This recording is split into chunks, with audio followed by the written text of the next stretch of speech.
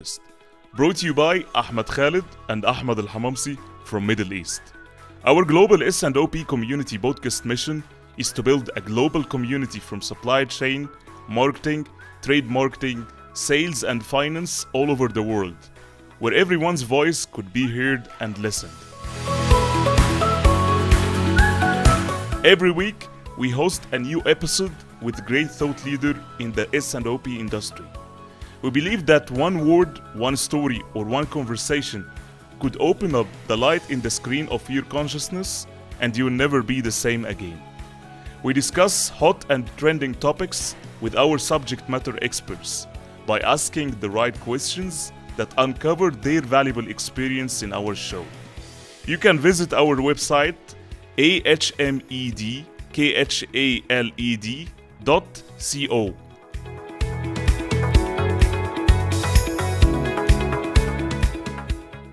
Stay tuned every week with our Global S&OP Community podcast.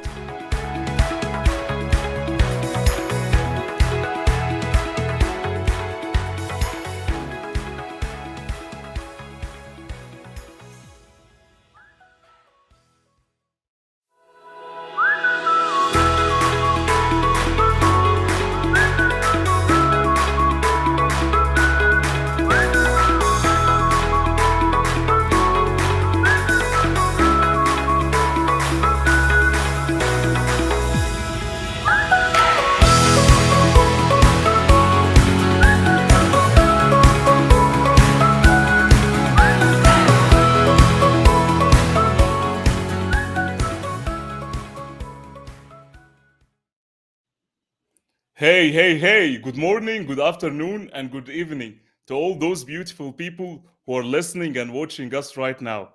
Welcome again to another hot episode with our Global S&OP Community podcast. In case if it's the first time for you to tune in our podcast, my name is Ahmed Khalid, and I am the host of the Global S&OP Community. And as usual, may I ask you please to let me know where are you from in the comment below, just to send you some greetings for your country and the beautiful people who will comment. Let me tell you our mission in the Global S&OP community. Our mission is mainly building a global community, not only from the supply chain, but also from marketing, trade marketing, sales, and finance all over the world, where everyone's voice can be heard and listened. And this is by giving you a space and especially your voice to be heard in our podcast because your voice matters. You can ask and engage directly on a real time manner with our global thought leaders in our podcast. And this is my mission. My mission on this podcast is to uncover our global thought leaders' valuable experience and knowledge to our community podcast by asking them the right questions. What can we guarantee you that what you will receive in our podcast is a knowledge that you will never receive it or just have it in any book because it's years and years of experience, practical experience of years and years from our global thought leaders inside the S&OP. And those experience can literally change your life to the better. This knowledge can literally open up the screen in the scene of your consciousness and open your eyes on many areas that you don't know anything about it before. And this is why we are here. We need to improve lives. We need to touch people all the time by this podcast. You can listen just quickly to our previous episodes on iTunes. What do you need to do is to open iTunes, search by our Global S&OP Community podcast, subscribe to the podcast so you can be always notified with each and every new episode with our thought leaders. Let me just send some greetings for our audience. We have Patrick. Good afternoon. Thank you for tuning in, Patrick. Just thank you so much. We have our friend Adam. Have a great session. Great to see you. Thank you so much, Adam, for tuning in. We have Sri. Thank you for tuning in and being here. Sri, thank you so much. We have our friend Fatima. Great to see you, Fatima. Hello. Thank you so much for tuning in. Our lovely friend Sharmila. Great to see you and thank you for tuning in. We have our friend Dora. Good afternoon. Thank you for tuning in, Dora. We have also our friend Basant from Alexandria. Great to see you, Basant. Thank you so much for tuning in.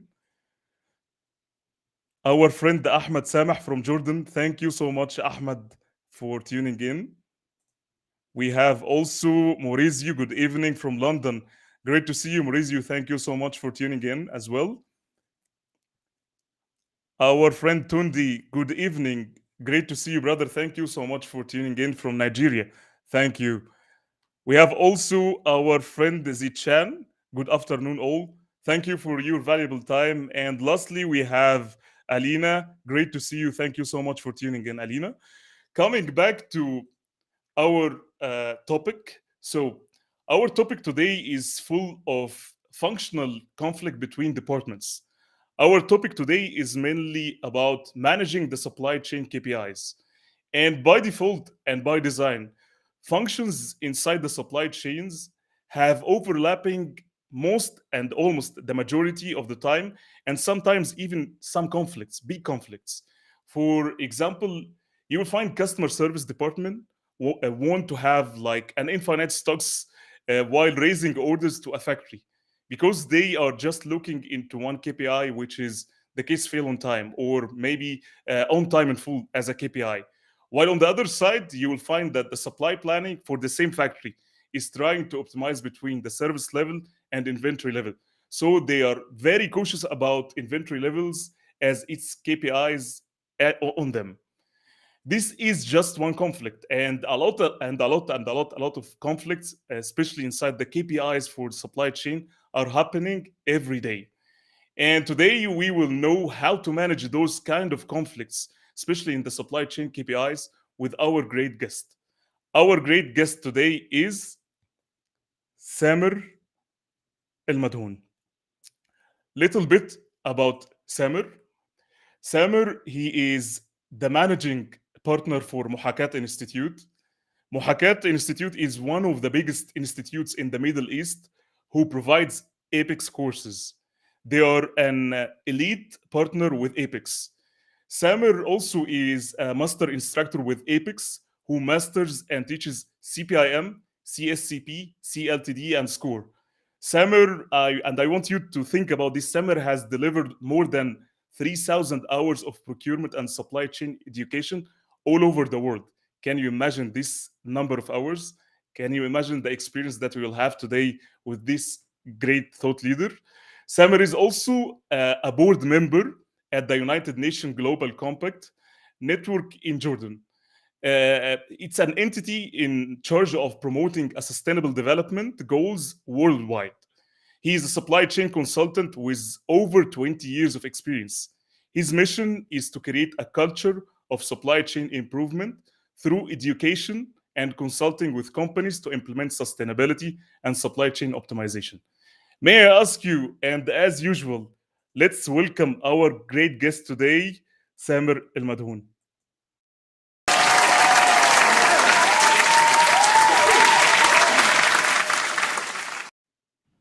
Hello, hello, Samer.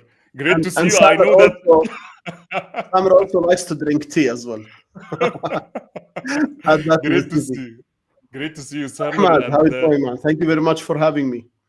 it's a pleasure, and let me thank you for the amazing effort that you're doing, whether on supply chain for the supply chain community, or whether with your amazing values that you're driving every day and touching people, inspiring them, influence them, and helping more organizations to be better and better by your amazing strategy. Glad to have you, Very much. and we'll have great episode today. I'm sure 100%. Always my pleasure, Ahmad. Thank you for having me. In fact, I have not, first for speaking of the vision and what I want to do, I guess going live today with you is part of this vision because at محاكاة we always wanted to educate and spread the knowledge in supply chain. So for me, it's great to be here tonight, actually. By the way, I have not gone live on any form of webinars since a year and a half, and the reason behind that is that I got Zoom fatigue. So I stopped speaking at conferences online. I stopped doing webinars, and I kept myself away from all the live scenes and so on. But it's really great to come back, Ahmed, after we met last time and we thought, let's do something together. So it's always my pleasure. It's the same here, and I think it's something exclusive to have you in this show, because today, as I said, that we will share amazing knowledge that we will never find in books with your great experience. So let me start firstly with coming back into our core discussion, which is managing the supply chain KPIs. Why do we need to measure supply chain KPIs, and how can we manage supply chain KPIs? And that's a great question. Actually, yeah, if I want to rephrase this question, it would be, why do we need to manage supply chain performance? In fact, going back to the definition of supply chain management has many activities as part of management, one of which is planning, execution, and also monitoring and control. So when we say we practice monitoring and control for supply chain, it means we want to make sure that what we have planned and executed is going according to the way that we want it to be. All right. And this is where managing supply chain performance comes to play, actually. All right. In fact, also looking at the management of performance in supply chain, I can say that it belongs to a bigger thoughts, which is basically the continuous improvement aspects. The real reason why we attempt to manage supply chain performance is to always enhance the performance. So, but the rule of thumb for this is you cannot enhance what you can't measure. Exactly. You cannot enhance what you can't measure. So the reason why we put KPIs in place or construct a performance measurement process is the urge that we need to enhance the supply chain performance. But you cannot enhance it if you can't measure it. For example, if you don't know that your reliability is 50% as a supply chain, how can you attempt to enhance it? So it's as simple as that. We in the heart of measuring supply chain performance is our desire to always enhance that performance, to stop and say, I need to redirect how things are going in my supply chain. Having said that, and this is where really you don't really read this at box. The essence of measuring performance is to always create continuous improvement cycle within the organization. So we don't measure for the sake of measuring. We measure for the sake of looking at what could be done, how we redirect things, what is the pain point that's not allowing me to achieve my objectives in supply chain, for example. And this is where the start of the whole continuous improvement cycle starts, by understanding how does my performance look like, actually. So the rule of thumb of this, we cannot enhance what we can't measure. Yeah, I can relate to each word what you're saying, Samer. And I think one of the biggest pain points inside supply chain and many organizations, that they just got overwhelmed even with KPIs to an extent that they are just reporting it and getting the insights and just dig deep into details. But at the end of the day, when it comes to reality, we report it. But where is the achievements? How you develop? What is the strategy? What is the plan? That's the pity, that you measure for the sake of measuring, actually. And this area of continuous improvement is always missed from the performance measurement approach, where we measure for the sake of measuring. We overwhelm ourselves with hundreds of KPIs, but the bottom line to this is that they don't lead to enhancing performance, but we report on them. Yeah, so I when I always talk about measuring performance and all the companies that I worked with and at, I see hundreds of KPIs going here and there between departments, objectives, and so on. But then the bottom line to this, that there's no continuous improvement that follows the process of measuring performance. We cannot enhance what we can't measure. That's the bottom line. Yeah, this is the fundamental, which is something good. Yeah. So just before I jump into the next question, let me just stress with our audience, guys, feel free to ask whatever question into your mind. We'll jump into your question just for the sake of time. The question that I have into my mind right now, Sam, I think that supply chain is always connected all together. That's why it's called supply chain. It's all like network together. Let's start firstly from the downstream side, and some functionals like customer service, like demand planning, like DRP, like all of these functions that serve. I'm assuming that we are working in B2B business. Uh, what are the main KPIs that you see, and how can they manage it? If I'm talking about performance management, because I believe that when we speak about this, it's about conflict, especially the conflicts between all of them. How can we manage these kind of conflicts and manage it? This is a matter of supply chain maturity, actually. Yeah, when we talk about conflict that takes place in measuring supply chain, the reason behind this is most of the times where departments live in silos, and every department wants to consider what is the best for them. How are they performing from a silo Mhm. perspective? Okay, so you see procurement trying to enhance performance, measure performance, achieving objectives, but they put themselves in a silo where eventually they don't care what happens at the warehouses or what happens at inventory, for Yeah. example, as a result of their behaviors. So, for example, say a procurement department wants to achieve cost reductions, and that's one KPI for them. And this is really great where procurement put efforts to attempt to reduce cost by renegotiating contracts. Through the renegotiation process, supplier would say, why don't you buy double the quantity and you take 10% discount? Lot And size. Yeah. this really looks great for procurement, where we applause for them because they have done 10%, right? 10% discount on material cost, for example. And in multinational companies and big organizations, this is something, $100,000 or Yeah. whatever of cost reduction is really great. Okay. So we order double of the material, or the sum of double of the material, and then we ship that material to warehouses. Material stays at warehouses.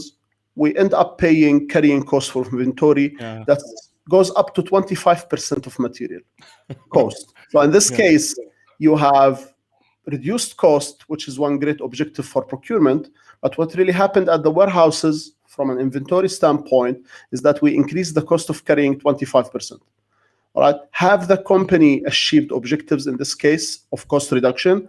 Absolutely no, because they ended up paying more inventory carrying cost in this. So Exactly. this comes back to the silo thinking, Mm. and where every department tries to optimize their own objectives, regardless of how this would look like as an impact on other objectives for other departments.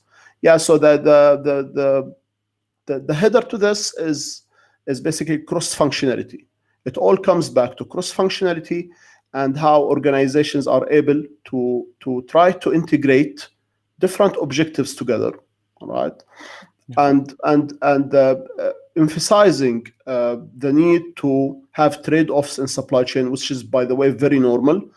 I have not seen any supply chain that doesn't have trade-offs, like the example that we talked about earlier. So the company, the departments, the supply chain functions needs to look at the overall benefit of the organization and the supply Mhm. chain, not from a silo standpoint, but from a function standpoint, where Mhm. what needs to be done and what the objectives to be achieved.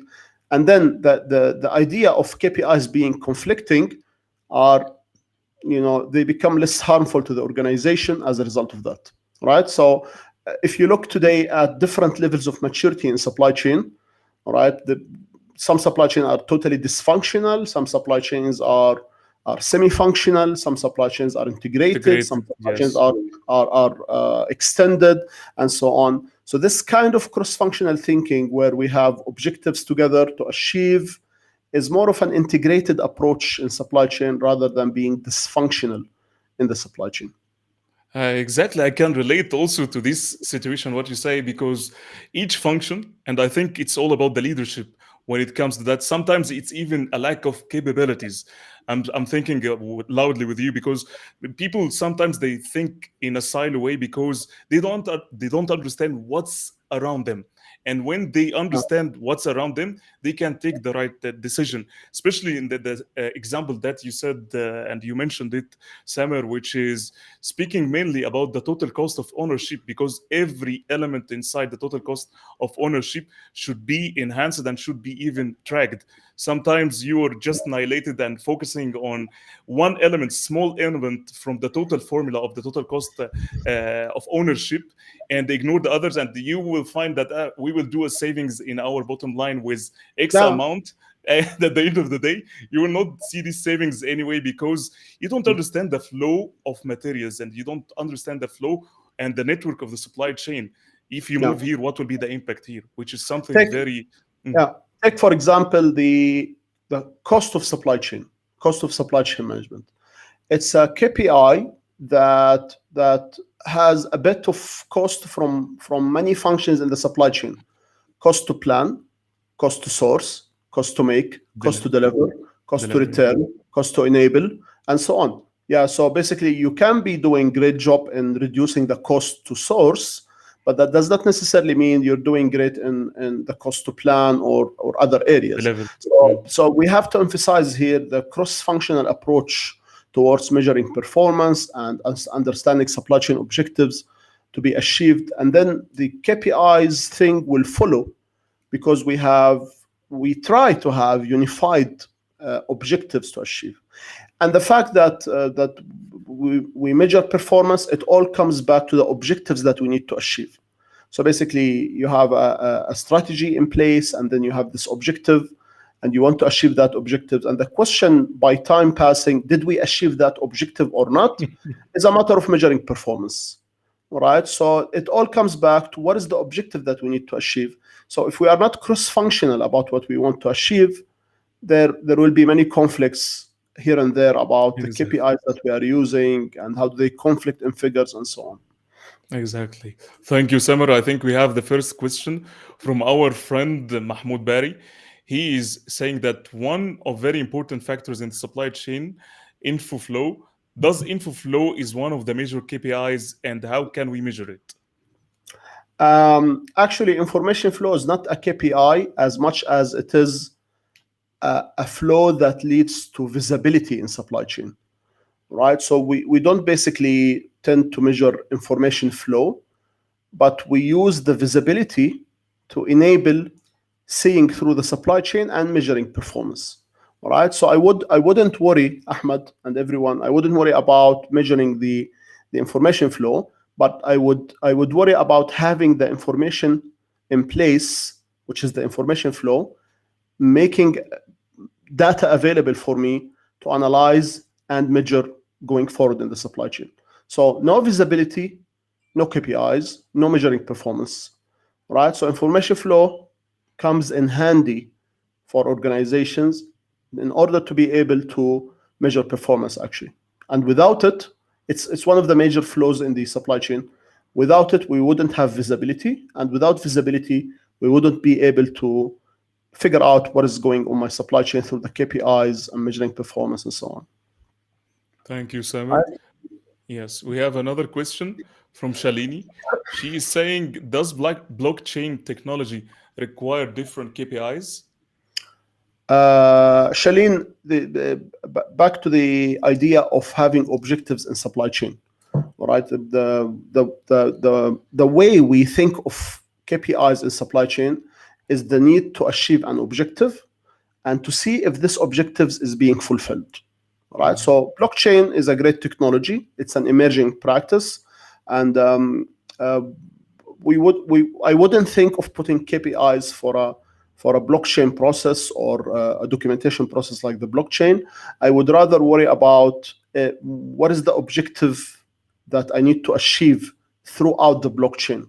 So basically, the blockchain would promote visibility, would promote documentation, would promote transparency, would promote less piracy, and so on, and ethical supply chain, transparent supply chain. So I would worry about measuring these things in the supply chain, not the blockchain itself. Right. Thank you, Samer.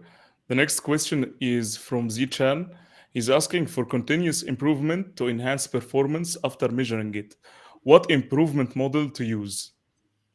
Oh man, this is a sea of there is a plethora of continuous improvement tools like Plan, Do, Check, Act, like Six Sigma, like using the SCOR model in supply chain, like theory of constraints. Total quality management thinking, root cause analysis to understand what is the problem. All these great continuous improvement tools, 20 to 80 to understand the size of the problem. There are many continuous improvement tools. If you ask me about my favorite way to do things, is basically to think Six Sigma, where you try to define. So basically, the measure is not doing great, the KPI is not doing great, the objective is not being achieved, and then I have to think continuous improvement, like define, measure, analyze, and understand the problem in order to overcome the problem. So what is the root cause of the problem? You start using things like fishbone analysis and 20 to 80 approaches and so on. You define the size of the problem, you think of control charts and these things. And that's the missing part. Zishan, this is a great question. That's the missing part. We measure for the sake of measuring, and the cycle is not continued until we attempt to enhance the performance as a result of measuring it. Thank you, Samer. We'll jump into the next question. Sure. We have now the next question from our friend Said. He is asking, can you explain how much the pull-up effect affected almost the supply chain performance? Yeah, of course, because if you come back to this phenomena, I think every single supply chain suffers a blow-up effect. So when we talk blow-up effect, this means at any point of time you either have out of stock somewhere or overstock somewhere else, right? Blow-up effect would mean to me, after years of experience, that forecast accuracy is not doing well, for example, right? So blow-up effect is a result of poor performance. And this, from a measuring standpoint, can be reflected by poor forecasting or forecast inaccuracy, can be measured by overstock or dead stock value or salvage items, can be measured by the cash-to-cash cycle time, because the cash-to-cash cycle time, one element of the cash-to-cash cycle time is the inventory days of supply. And so blow-up effect would mean more stock everywhere, bulked in the supply chain. So I can see many KPIs that can evolve around the blow-up effect, actually. Right? But again and again, we measure to see if an objective is being achieved. All right. So most of the questions coming here, blockchain, blow-up effect, and so on. Basically, when you want to measure performance, my greatest advice is that to think what is the objective that I want to achieve, and then, for example, cost reduction or higher responsiveness or better reliability or higher availability. That's an objective to achieve in supply chain. And then KPIs complements this by saying, I want to make sure, am I available in the market? What is my availability rate? So you say the higher, what is required for the next period is enhancing availability. That's an objective, right? And the KPI would be, in this case, for example, stock out percentage. If you have a high stock out percentage, this means the availability rate is low. Or by measuring fill on time in full, for example, or order fill rate, they will tell you if the availability is being achieved or not. All right, so guys, focus on an objective to fulfill, and KPIs will follow as a result. Yeah, this is the aim for any KPI. We have our friend Abdullah Al-Harbi. Greetings from Jeddah, KSA. So thank you, Abdullah. The next question. Thank you. We have Ahmad Qasim. He's asking, are new norms affected on supply chain KPI setting? Of course, Ahmad, because we live in a VUCA world today. Vulnerable, complex, ambiguous, uncertain environment. And certainly now we need to look to things in a different way in the entire supply chain, including how do we measure our supply chain performance. So companies now are stressing out lead time, order fulfillment cycle time, agility rate.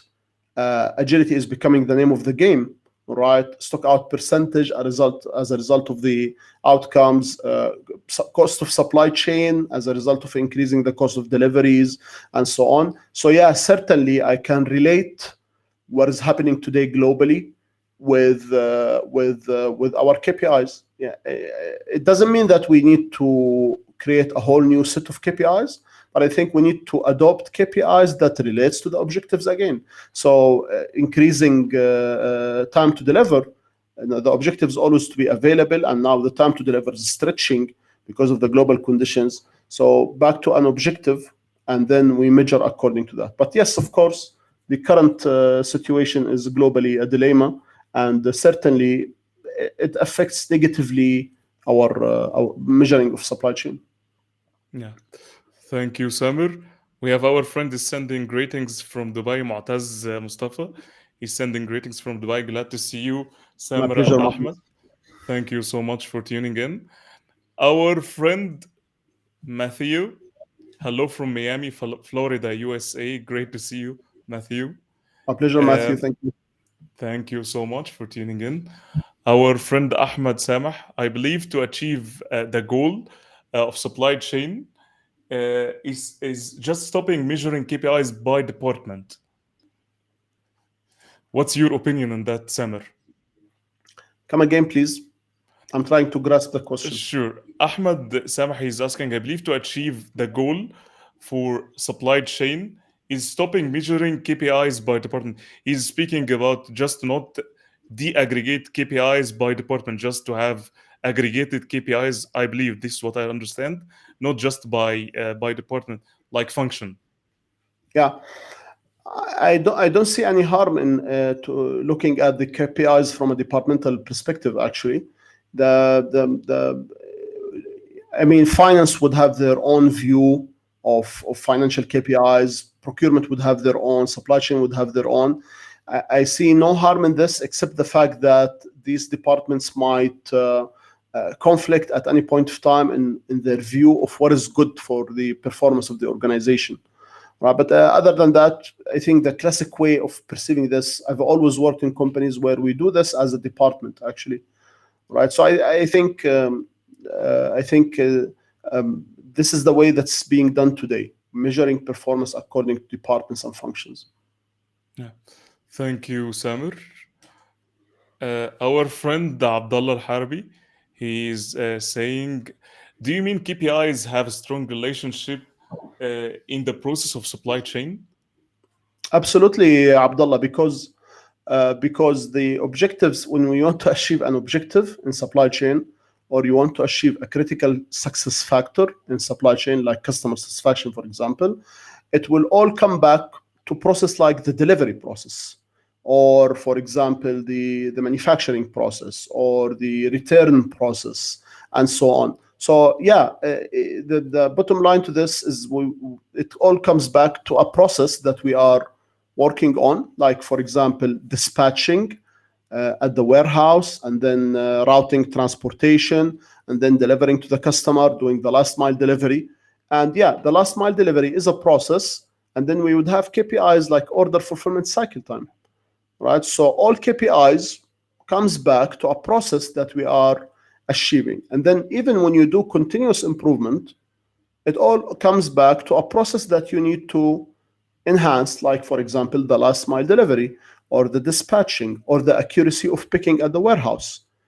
All of these are different processes, and when you want to enhance performance, you will have to dig these processes to see where exactly is my problem, because the order fulfillment cycle time is not doing well. So you will look into the time to pick material, and the time to dispatch, and the time to deliver to the customer, and so on. Yeah. Thank you, Samir.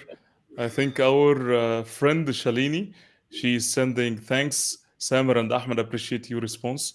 Thank you, Shalini, for tuning in. Just feel free, guys, to ask whatever question. We have a great thought leader not only in S&OP, but also in the business totally, our great thought leader, Samer. So feel free to ask whatever you want. The second question from our friend Alijo from Spain. He is asking about forecast mad bias. S and OP, just I think that he sent something, just correction. S and Spanish. OP accuracy. Yeah, that's accuracy. S and OP accuracy, your opinion, or more KPIs? Okay, let me try to figure this out. I think Elijo is asking about the bias in forecasting results Yeah, and the mean absolute deviation, which is basically how much do we deviate from an accuracy mean standpoint between demand and forecast, actual. and if this affects the S&OP process. Yeah, I think the forecast accuracy, all types of forecast accuracy calculation, mean absolute deviation, standard deviation, bias calculations, and so on, are part of how I look at S&OP process from an operational standpoint. So S&OP process would want to synchronize supply and demand. And because I want to synchronize supply and demand, I need to put KPIs to show that I am being synchronized. One of those KPIs is how accurate is my forecasting. All right. So if the forecasting is poor, this means the inputs to the S&OP process is poor as well and might not be achievable. So when we put mean absolute deviation as a statistical measure for forecasting inaccuracy, that definitely means that I'm trying to figure out, is the forecast being accurate or not. So generic forecast error calculations like actual minus forecasted, or absolute percentage of error, or mean absolute percentage of error, or mean absolute deviation, or bias, or tracking signals, are all statistical KPIs that measures the forecast accuracy, and absolutely they are part of operational KPIs for S&OP process Yeah. from a demand standpoint. Yeah, Samuel, just if you allow me, I'll add something here because it's one of the same pain points that most organizations they face, but it's hidden. There is a hidden element also inside the S&OP. Forecast accuracy alone and forecast bias will not determine that what is the shape or the inventory health that you have it on your inventory, Sure. especially. Yeah, and the reason is that each SQ, if I'm talking about SQs that you have a higher stock transfer horizon or longer stock transfer horizon, cumulative lead time, the forecast accuracy, whatever or whenever that you calculating it, 1 month lag, pre S and OP, 2 month lag, 3 month lag, whatever the indication in that point, it's all about the forecast variance, and this is just showing the S&OP maturity and leadership inside the S&OP, how they look only not only in a short horizons, and they speak about their demand drivers, including what's their baseline cannibalization, what are their innovations and their promotion, whatever will have a driver in the demand. This quality of discussion should be into a longer horizon than the stock transfer horizon of a product. Just for instance, if I have a product uh, that has like 4 months lead time from ordering, cumulative lead time, just GI, GR, sailing, clearance, custom clearance, all of these like 4 months, and I look only in 1 month lag, just looking into next month will not serve the same purpose, because if I have a spike or a forecast variance in out of the horizon of after 1 month, let's say I have 100 100 100 100, and suddenly I change it to 10 10 10, I have already ordered this 100 100 100, and it's coming the pipeline. This is one of the pain points that people they think that if I have a higher accuracy and at the best bias, it means that my inventory will be very healthy, and this is No, no, not no. true. It's just as I said, this is on the downstream operations where we try to see it got nothing directly to do with an inventory. But basically, how accurate are we from the demand or what is requested on the market, right? I mean, absolute deviation tends to measure that, and bias does this. But definitely, it doesn't mean how good are we in managing inventory. Exactly. Thank you, Samir. I Sure. think we have our friend Muhammad Amran. Great to connect. Just wanted to highlight, due to container high price and lead time increasing, how the KPIs will impact the teams of right time arrival of shipments. Yeah, Terms, please. I think so. See, what is happening today in risk from a risk management standpoint is called a black swan. Black swan means no one saw this happening from a risk standpoint. Neither the COVID outbreak or what is happening today on the global shipping and so on, right? It is unknown. This is how the whole thing started for us. A kind of risk that we categorize it as unknown of what is going to happen, unknown what should we expect, and same applies to the global shipping actually.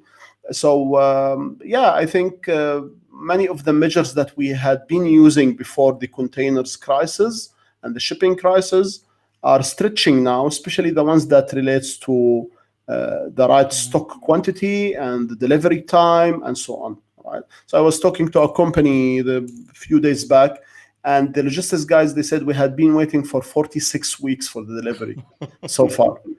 On shipping, somewhere on shipping on ports, So what KPIs are we talking about here?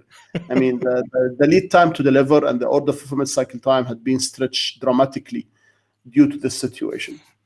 Yeah. Thank you, Samer. I Sure. think our friend Sobaj, he's sending thank you, Ahmed and Samer. Thank you for tuning in, brother. Feel free to ask whatever question in your mind. Our friend also, Abdullah Al-Harbi, he's sending also thank you. Glad to join you here. Thank you for tuning in. Uh, the next question is our friend Ujwal. He's asking what is the difference between S&OP and S&OE? All right.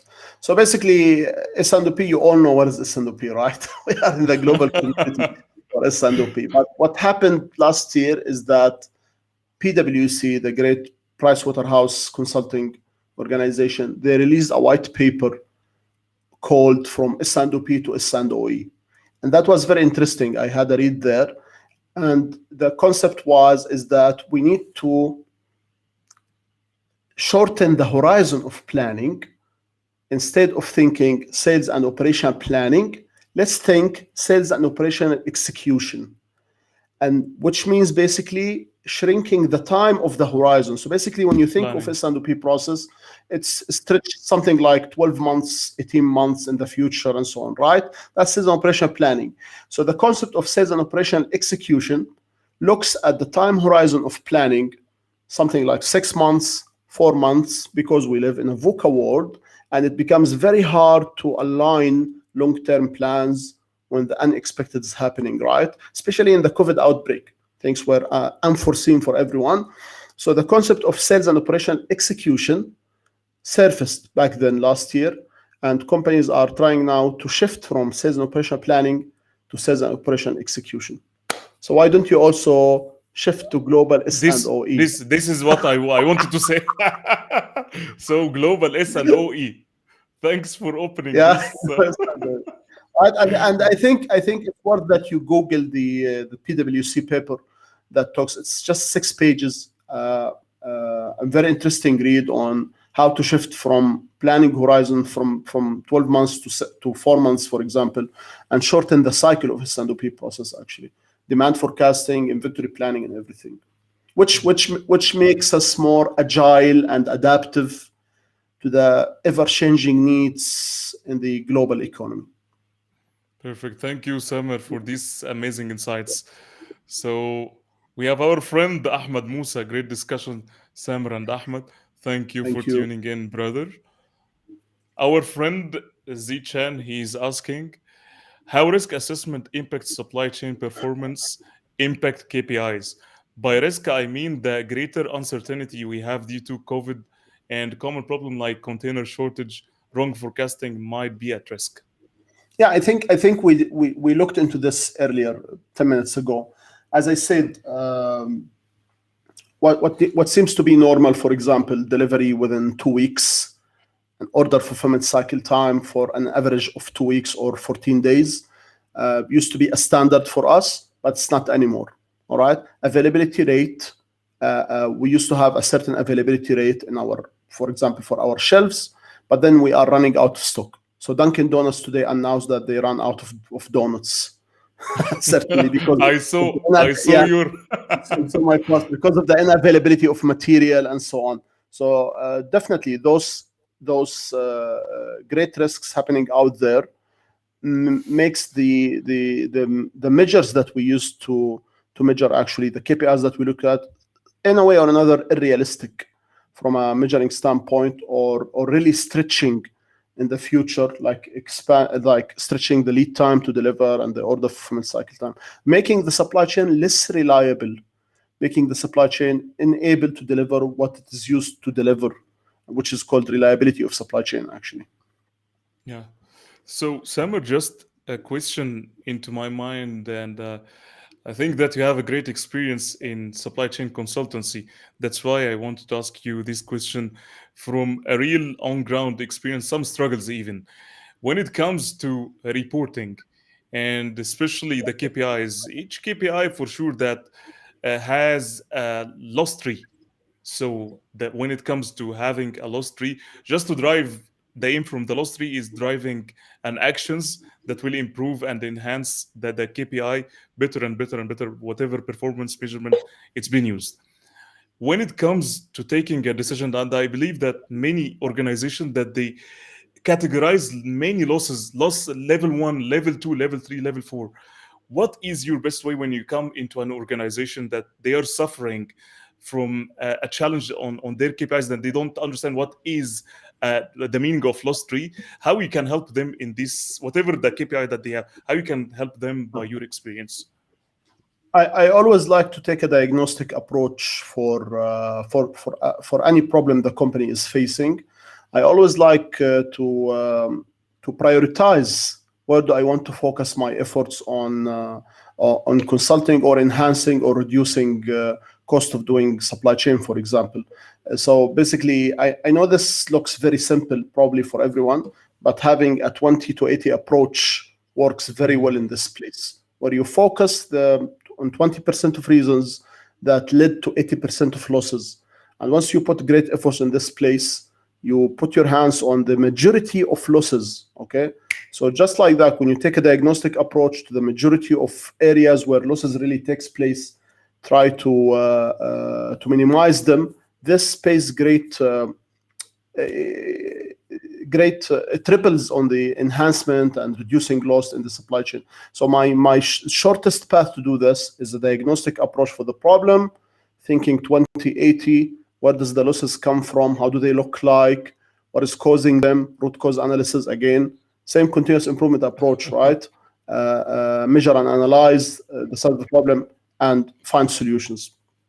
Yeah, I Right. asked this So question. this emphasizes again the need to create continuous improvement with measuring performance. Actually, Yeah, I asked this question, Samer, because I saw many organizations that they try to focus how to allocate reasons into details into a level 4.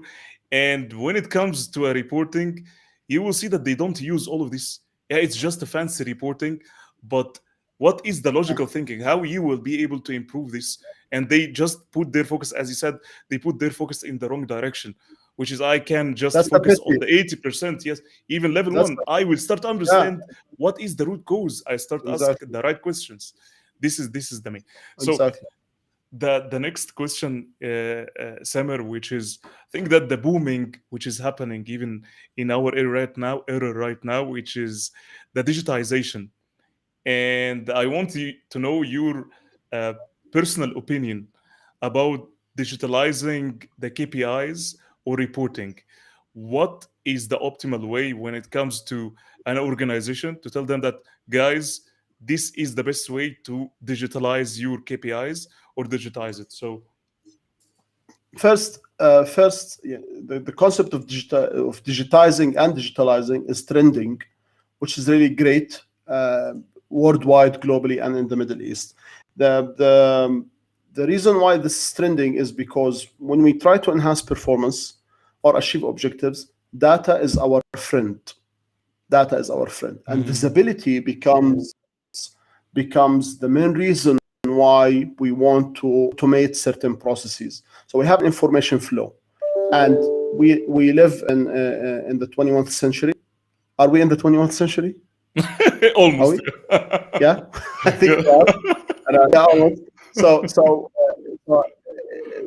and yeah, this is a new era where technology takes over many of the activities that we are doing. One of which is basically measuring performance today. All right. Whenever you want to talk about the technology associated with supply chain, one great way to sell the concept to the upper management is thinking ROI. What do I get in return of, of deploying any type of technology in supply chain, including the technologies that allows for measuring performance and so on? Okay, so what will be the benefits versus the cost, and what are the real advantages for the supply chain that is resulted from the visibility and the ability to see through, control, and monitor, making sure that everything goes according to plan through this visibility. Okay, so the one best way to sell this is you, Mr. Manager, Mr. CEO, you will be sitting in the back of your office with one click, and you'll be able to see a 365-degree view of your supply chain. Really, this is what I tell CEOs at the organization. You will wake up every day, you will be able to see through an entire supply chain. How is the reliability doing? How is your responsive rate? What is your order fulfillment cycle time? How agile are you? What is the cost of supply chain in one click? And then for you as a CEO on a very high level, you will be able to hammer and figure out why these things happens to you, and to ask big questions, why the cost of supply chain is going high, and so on. That's one great way to sell any technology associated with supply chain, actually, especially those with KPIs and so on. So they sat back and said, wow, I want this yesterday, I want this yesterday. Yeah, Really. that's why I think, yeah, I like what you said, because most technology companies, and there is no harm about this, they know where is the power. And as you speak, it's about executives and CEO and how they can tell a story just to sell the idea of digitalizing regardless.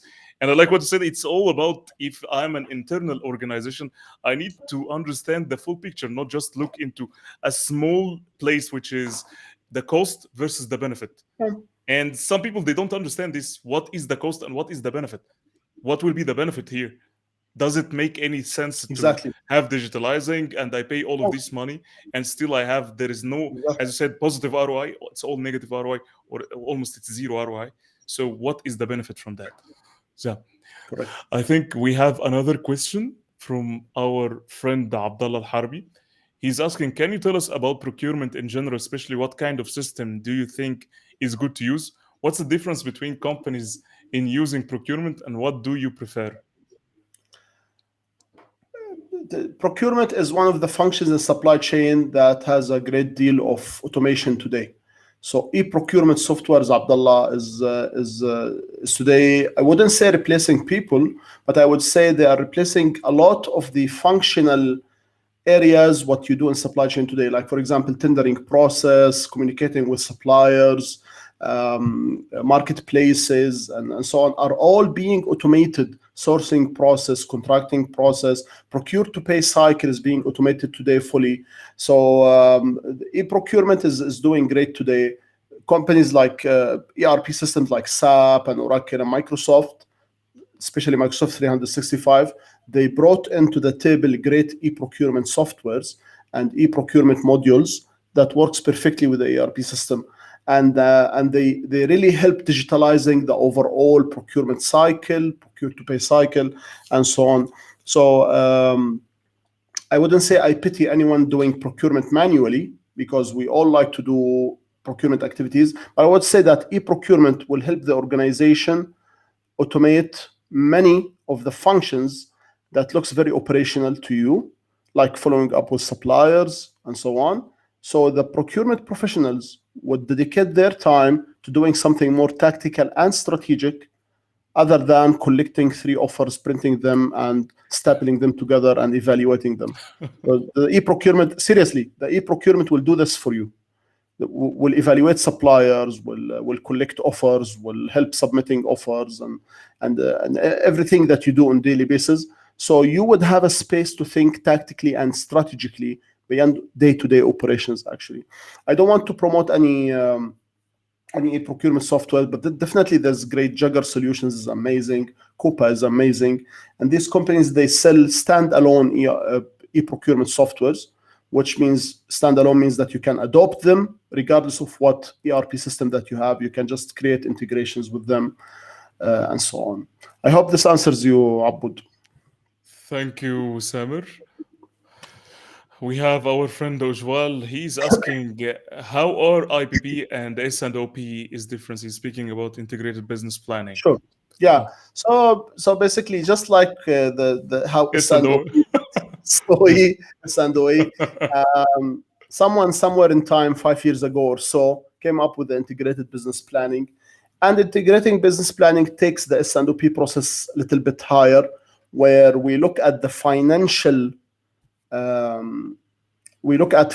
points earlier in the S&OP process, all right? And we see how feasible is this demand, how feasible is this supply, how feasible is this integration or expansion in the future before we go ahead with that. The original S&OP process looks at the financials in a later stage, where we see if any investment have a financial or beneficial approach, after we discuss this technical approach. But in integrated business planning, we really integrate financials in a very early stage in the S&OP process, and then the IBP evolved between organizations. And many organizations today, they think integrated business planning instead of S&OP process. Thank you. I think that you have summarized in a very simple way. And just to add to Mr. Ojwal, that we have already spoke about this with our thought leader before, Gabriel Werner, about the difference between S&OP and integrated business plan. It was episode number 16. So you can come back. It's 1 hour if you want to go into details. Like Samer, he has summarized in a very easy way. So another question. Muhammad Hafiz, he is asking, do you see reverse engineering and 3D printing is a solution for localization of the critical spare parts in the shortage and lockdown periods? Probably viable, but the problem with emerging practices, like this is a very nice question, actually. I'm thinking of it. 3D printing is an emerging practice. The definition of emerging practices are great practices that's booming, but not everyone is using them, right? Blockchain is an emerging practice. 3D printing is an emerging practice. Artificial intelligence is in supply chain is emerging practice. Means we all hear about them, but we don't see them all the time. Right? So, do I think that are they the solution for localizing critical spare parts? It is something to consider. It is something to consider in the times of crisis, actually. But I don't know that how will the deployment be, how long it will take place before we adopt those emerging practices.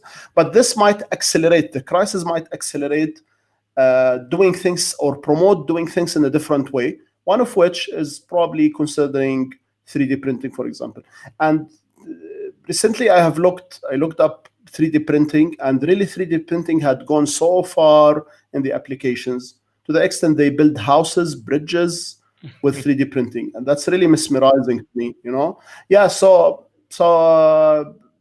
being forward looking, yeah, I think organizations, companies, countries can try to consider how 3D printing can help in potentially resolving this crisis, actually.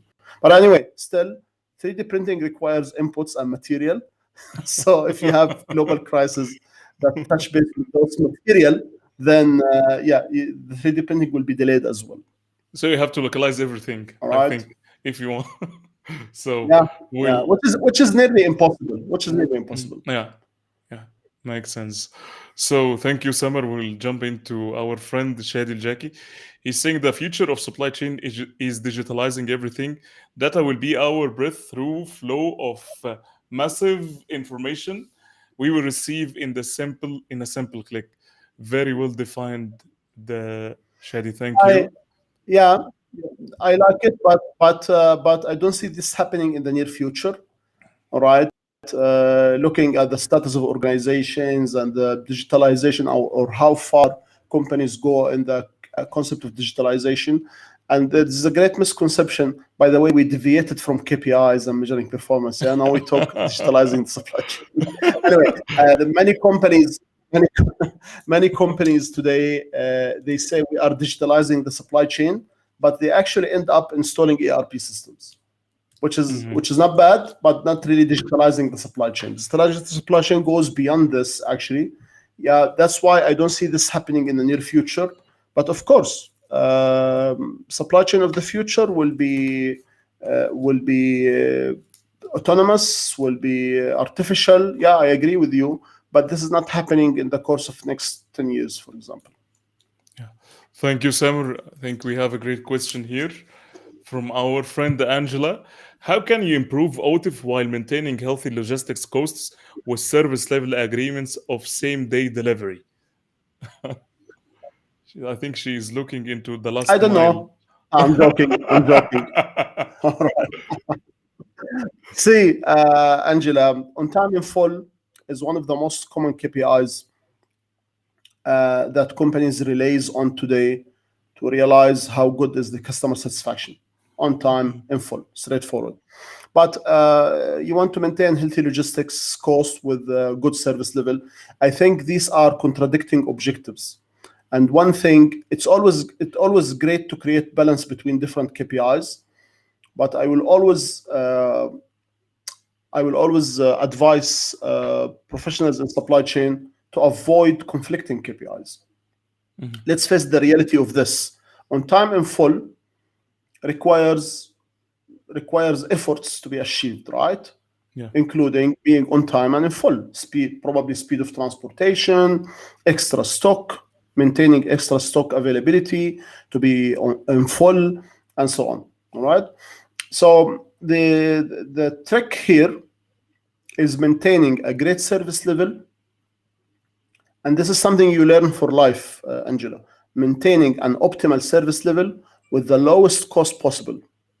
Meaning, you don't want to maintain 100% service level where you don't make money. Inventory. Yeah. I can simply say I want to bulk inventory, I want to ship everything by plane to maintain 100% service level.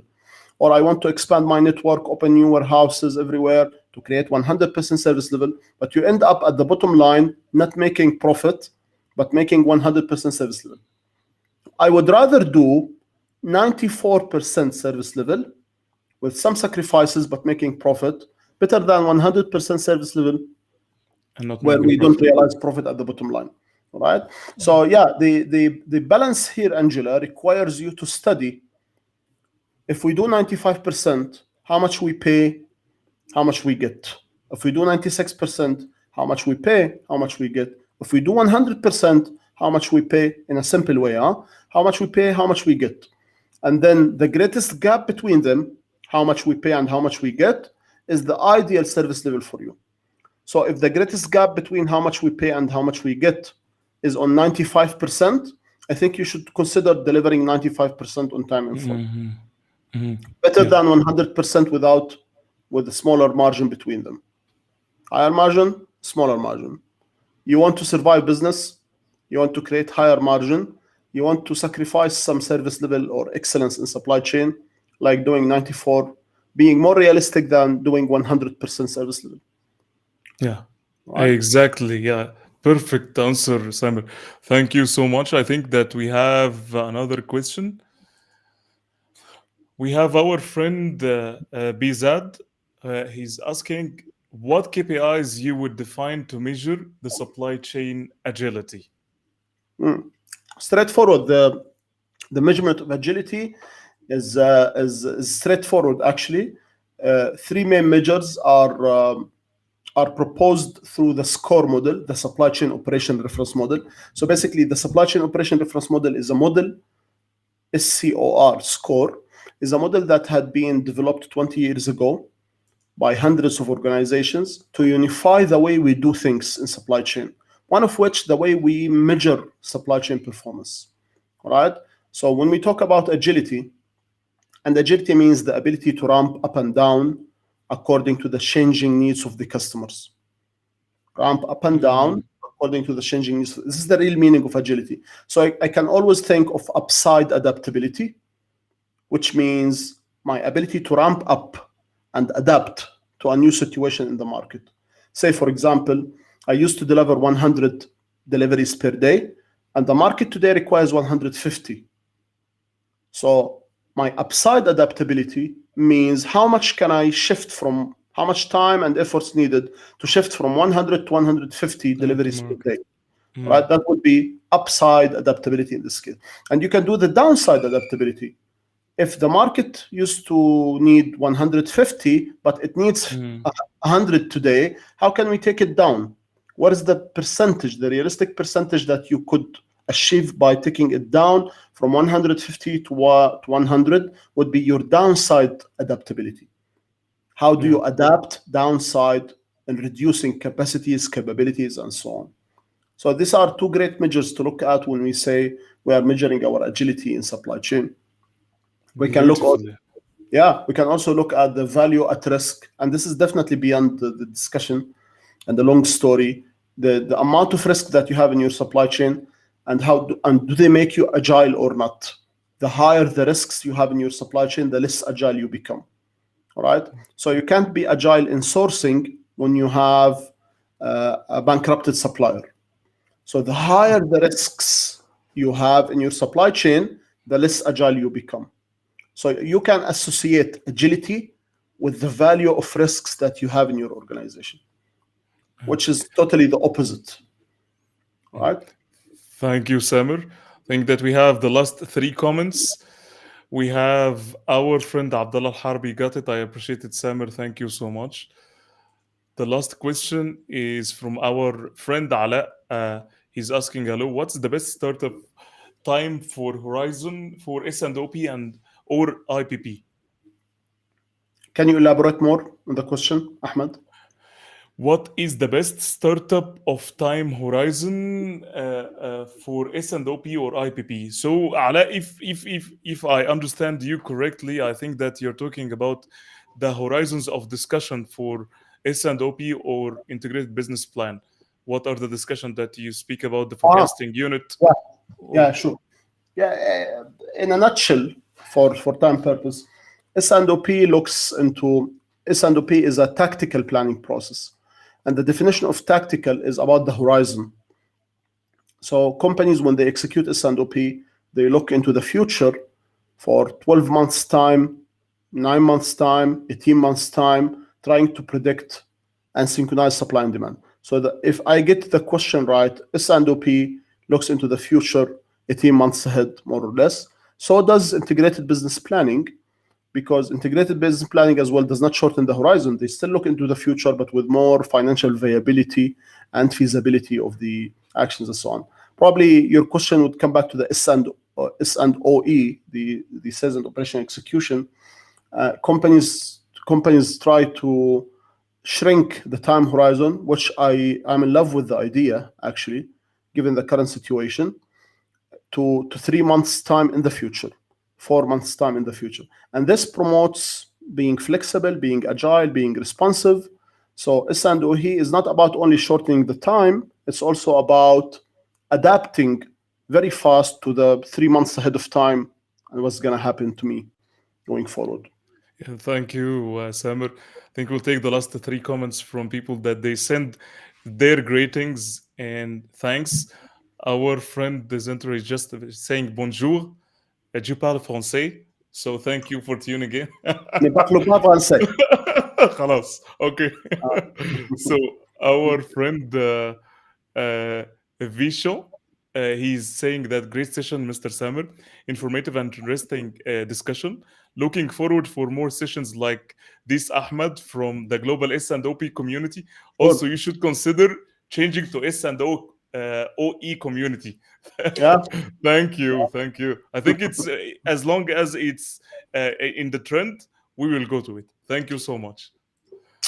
The last comment is from our friend Z-Chan. He's saying great session. We'd love to have a session again with Mr. Samer. Thank you, My Ahmed, pleasure. for arranging this. It's a pleasure. Sure. Samer, I think that we have reached to the end of our amazing episode. Let me tell you that the amount of knowledge, I keep saying that I even personally absorb it today from you, is a real amount of knowledge that we will never find in book, and based on My your pleasure. lovely experience. Thank Thank you you very much. again for your insights, for your Amazing. time, and hopefully, again, as the Chan said, let's have another session for another Sure. topic, because your experience is unlimited and infinite. We need to make use of this experience My and share it pleasure. and influence more people. Thank Thank you you very so much, much. Ahmed, for having me. Really, my pleasure to see you guys and talk to you always. And yeah, let's consider something in the future. Shadi, thank you very much. Zishan, everyone, Zintar, Ala, my pleasure, Thank you. Daim, inshallah. Looking Thank you forward. so much. Inshallah. Have a Thank you, great day, guys. guys, and see you You again. too. Bye bye. Bye Bye bye. bye.